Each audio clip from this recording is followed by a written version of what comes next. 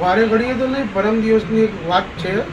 રાત્રે 8 સાડા 8ની વચમાં જહીર યાસીનભાઈ અને હુસૈન કમરભાઈ જે એચએસ હોટલવાળાનો જવાઈ છે અને એના પૈસાના જોર ઉપર દબદબા ઉપર બ્લેક કલરની કાર લઈને આવ્યા હતા અને બહાર મને ગાડી ખોળોજ કરી. એટલે બહારથી મને બીજા માણસે કીધું કે ભાઈ સુભા બાવા તમને કોઈ બહાર ગાળો બોલે છે. હું જોવા ગયો, ભાઈ શું છે.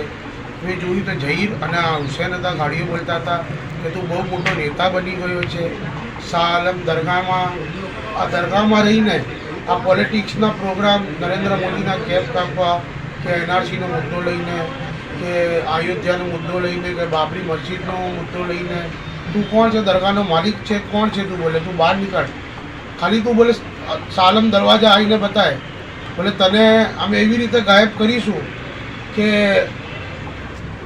તું જિંદગીભર જે તું નામ લે છે ને બધાના, જે તે ગલામાં કલર પહેર્યું છે એટલે ફરી કલર પહેરીને એ કલર તારો છે ને, જે કલરનું હું કલર ચેન્જ કરી નાખીશ, લાલ કલર કરી નાખીશ. તું ફક્ત દરવાજા જોડે મારી સાથે આય તો તારી મર્દાનગી બતાય મને. એવી રીતે મને ધમકી આપી હતી. અને આની પાછળ કોઈ આ તો પ્યાદા છે શતરંજના, આની તપાસ કરજો. જહીર સૈયદનું અને હુસૈન ખાન જે છે એચએસ હોટલવાળાનો, એના ફોનના આધા કલાકના તમે ડિટેલ લેશો. લાસ્ટમાં તમને કોઈ ને કોઈ ઉદ્યોગપતિ અથવા કોઈ મોટા માથાનું નામ આવશે, જાહેર થશે.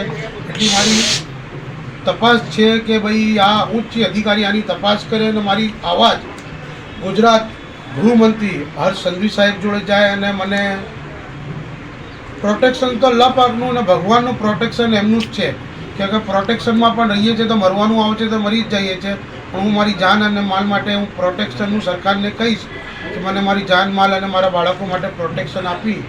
અમદાવાદમાં અત્યારે એક અઠવાડિયામાં કેટલા મર્ડરના બનાવો, ખૂનના બનાવો, જાનથી મારી નાખવાના બનાવો બનવામાં આવ્યા છે. અમદાવાદ પોલીસ કમિશનર એક્શનમાં આવ્યા છે. શું કહેશો? ભાઈ સાહેબ તો જ્યારેથી એમનો પદ સંભાળ્યું છે સીપી સાહેબે ત્યારથી જ એક્શનમાં છે. મેં સાહેબને હંમેશા જોયા છે કે ખોટી વાત, ખોટો ટાઈમ કોઈ ચલાવી નહીં લેવાનો. આજે અમારું ગુજરાત રાજ્ય પોલીસ અને અમદાવાદ પોલીસ તમે જોશો, હર 4 રસ્તા પર સીસીટીવી કેમેરા. ગુનાખોરી 0 તરફ જઈ રહી છે. ગુનાખોરી 0 તરફ જઈ રહી છે. અને જે પણ જવાબદારો માણસો છે અમને સાહેબ એક્શનમાં પણ લે છે, ત્યારે એના ઉપર કાયદેસર પગલાં પણ લે છે. અને આજે મારી વાત જો સીપી સાહેબ સાંભળતા હોય, હું સીપી સાહેબને કહીશ કે મારી જાનને માલનું રક્ષણ કરજો. જે તમે એચએસ હોટલવાળાનું નામ લીધું છે, એમના જવાઈ છે, એ એચએસ હોટલવાળા ઉપર પણ ઘણા બધા આરોપો લાગેલા છે ને આ બધી એક લીડરશિપ ચાલી રહી છે. તો આપના શું અંગત છે તો આપને ધમકી મળી છે?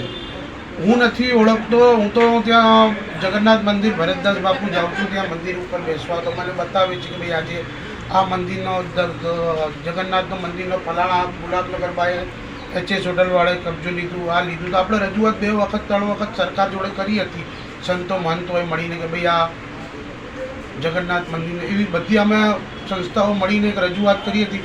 એમાં દાજ રાખીને કે એના પેટમાં કંઈ રડ્યું છે એના માટે એના જવાઈને મોકલ્યું હતું. એ લોકો શું પીધેલા હતા ને આની પાછળ 50-25 કરોડ ખર્ચા કરીને એ લોકો કશું પણ કરી શકે છે. મને મારો ઘર, દુકાન અને હું જ્યાં બેઠું છું પંજેતન પાર્કની ગાડી, આ બધી જળાઈ નાખવાની અને તોડી નાખવાની ધમકી આપી છે. હવે હું પોલીસને કહીશ કે ભાઈ આમના ઉચ્ચ અધિકારી જોડે આ બંનેની તપાસ કરો, આ કોણ છે. આમની પાસે રાજા બીજા નીકળશે, આ તો પ્યાદા છે.